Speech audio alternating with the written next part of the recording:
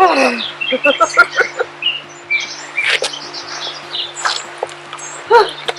am all by myself.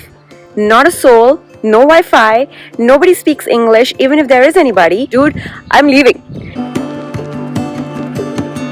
Hello everyone and welcome back to my channel Just Go with Amreen. Today we are going away from Samarkand or any of the places that you have heard of when you plan your visit to Uzbekistan. I am going to a place called Nuratau. It is about 280 kilometers away from Samarkand, so it's almost 5 hours drive. So my guide is coming to pick me up, and it is like a 3-day program where I will be hiking, I'll be going to a village, I'll also be staying at a guest house or maybe doing a homestay, as well as staying in a yurt. So there is a lot of fun stuff coming up in the next 3 days. I'm nervous, excited, and talk about pushing boundaries and getting out of your comfort zone when you're traveling, especially if you're solo. I'm doing it all, honey.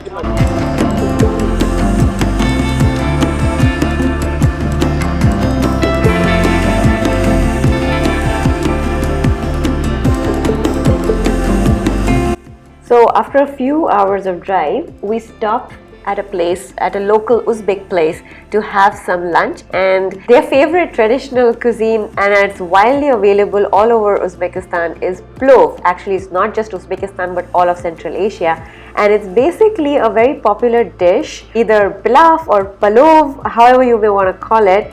It's made up of long grain rice, tender chunks of lamb most likely, and onions and carrots. It can also be made with beef, but I think I've only had the one with lamb. So after another few hours of driving, we are now arriving at the guest house in Sentob village. Talk about being in the middle of nowhere, guys. That's where I'm off to.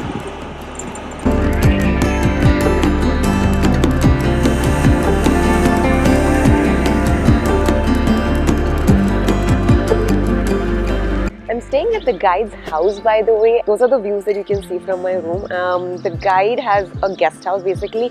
I did not expect this. I really didn't. When I think of guest house or homestay, I have a whole different picture in my mind. It's very basic. There are enough plug points for everything to charge. That is a good thing. The washroom is very nice and clean. There's no cupboard, there is no table, there is no chair. There are just 3 beds and the washroom. That's it. If you drink a lot of water like me, then you want to carry some extra bottles of water. There is no AC inside the room, but since you are in the mountains, it's pretty cool, so you can keep your window open and go to sleep. So after settling in, I am actually off to a family gathering, which is my guide's family, actually his in-laws, and I'm going there. I'm literally crashing a 1-year-old's birthday party, and yeah, I'm going to spend the evening with them.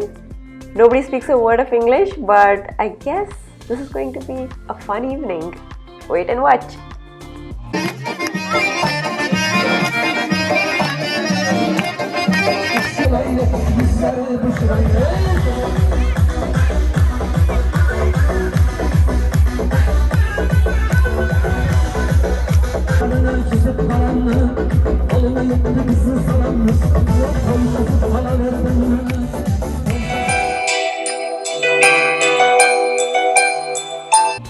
Good morning, good morning, good morning, good morning. It's still not morning for me. Dear God, I was supposed to wake up at 3:45. Did not happen. I woke up at 4:30 and my soul is still asleep. We were supposed to leave at 5. It's 5:30 now. We still haven't left. I'm gonna give horse riding another go today. No pressure. The only thing that will happen if I don't end up going on the horse is that I might not end up doing the hike, and I might not have anything to show you guys except the fact that I couldn't get on the horse. Yeah. Okay.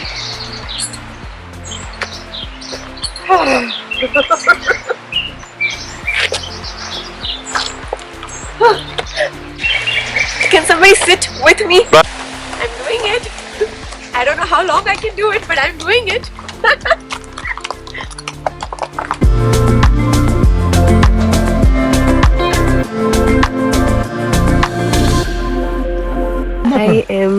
horse riding through a village. This is so unreal. I've only seen such things in movies or Instagram stories.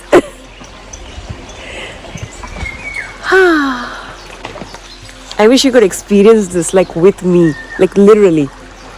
This is so otherworldly types. For a person who's grown up in Dubai, it's so different.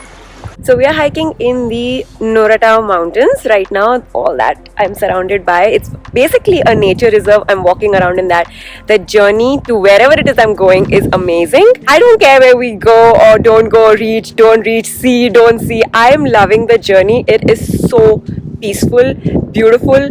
Not a soul around me, only butterflies. That's it. Okay, so we just got back from our very long hike. I have already reiterated this so many times since morning. Just to give you some context again, we walked and also rode a horse, a combination of both, for about 4.5 hours from 6 to 10:30, and then 10:30 is when we reached all the way to there. And then we turned around and I walked my way back all the way. I did not get on the horse. And we took about 3 hours, exactly 3 hours, to get back to the guest house. So I'm very exhausted after that very long hike. I'm going to just relax, put my feet up, probably sleep early. I have a new day tomorrow with a new adventure. For now, good night. Today I woke up to the sound of sheep, cow, birds, and probably a couple of hens and stuff as well. It was the most beautiful, sweet, deep sleep I've ever had in my life. Today I am leaving these beautiful Noratau mountains. Waking up every single morning to this was so beautiful. I was here for 2 nights and I'm so glad I was. Looking forward to my next experience where I will be staying in a yurt. I'll be staying in a yurt tonight. So I've never stayed in something like that before. I'm excited for the experience and let's go and explore it together.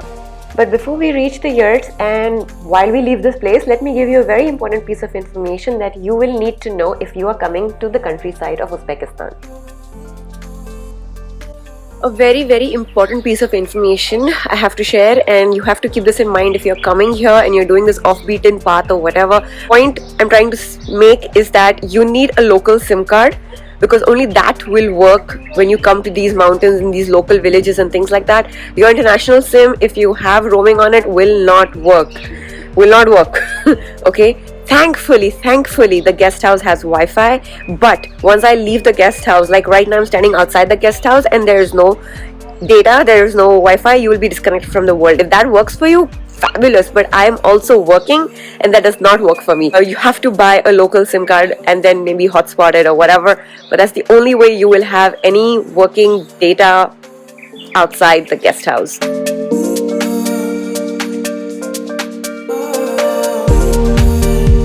It's 10:30 in the morning and I'm already here.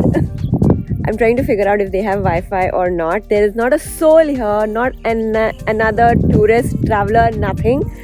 And obviously nobody speaks English, none of the staff does. I barely see any staff. I am literally in the desert in front of the lake with nothing to do and no one around me.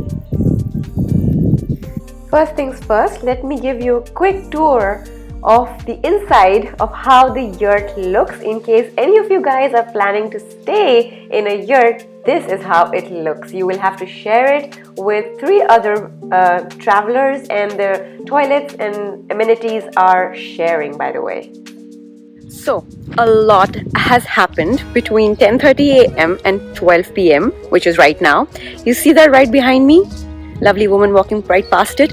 That's my cabin and that's where I'm staying tonight. What happened to the whole nomadic experience and the excitement of staying in the yurt? It went out of the window in 5 minutes. I'll tell you why. The yurt is amazing. It's beautiful, it's clean, it's comfortable, nothing's wrong with it. And I knew that the toilets are not attached and they are not far away, but they are shared, they're away, all that's fine. I'm okay with all that. It's okay for a night. I was prepared, but I was not prepared to be absolutely alone in the middle of nowhere. The yurt is like a tent. it doesn't exactly have a secure door, and I am all by myself. Not a soul, no Wi-Fi, nobody speaks English, even if there is anybody, no other travelers. So this guy who probably runs the yurt or whatever, he drove me to this lovely place that you see behind me. I will scope it all out, I'll film it, I'll show you, but he brought me here. I connected to the Wi-Fi, spoke to my guide, I told him, dude, I'm leaving. Or else I'm staying here, which has a proper door, which locks, it has an attached bathroom, not inside, outside, but whatever. Point is, it's so much better, secure, safer, prettier, and there are other human beings who speak English, other travelers who are staying in this compound with in other cabins and stuff like that. So I feel so much better now that I have switched accommodations. I'll give you a tour and we'll explore this place together.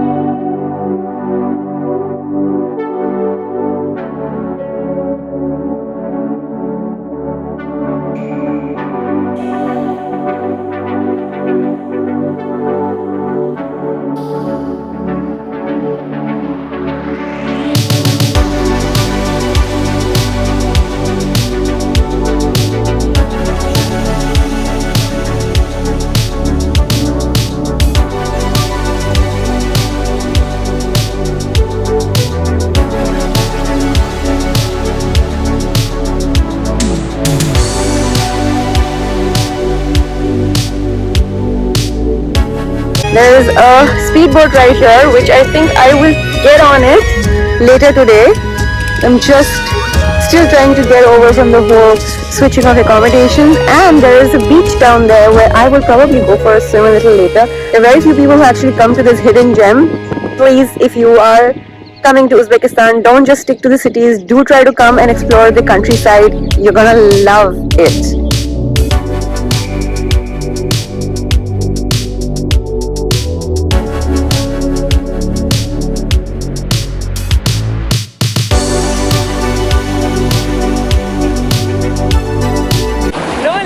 Nothing. Just go and pray. Nothing happens to you. Woo!